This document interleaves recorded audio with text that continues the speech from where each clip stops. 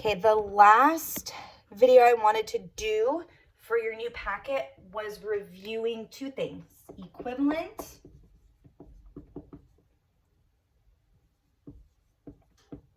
fractions. And then after we review finding equivalent fractions, we're going to use equivalent fractions to get common denominators, which we again have done before, but this week I think it's only focused on your equivalent fractions. So remember, how do we create an equivalent fraction? Multiply by 1 whole.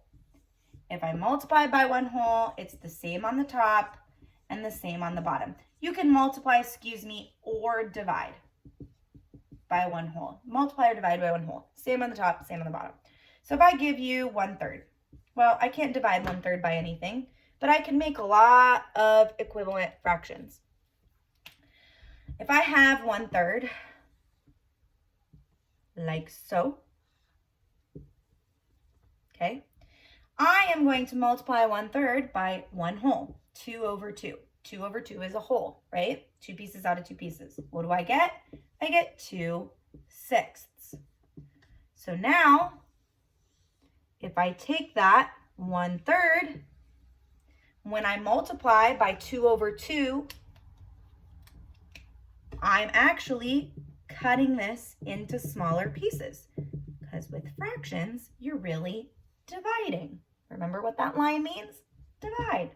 So now I've cut it into smaller pieces. So even though I've multiplied my digits, right, I'm really kind of dividing these pieces into, now I have more pieces. So now I have 1, 2, 6.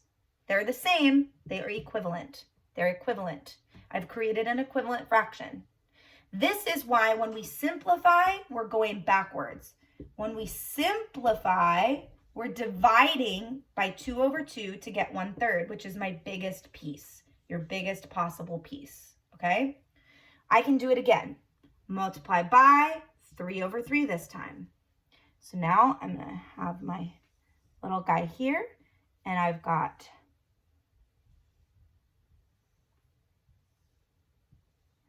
my 2/6. I'm multiplying by 3 over 3, so now I have 3 times 2 is 6.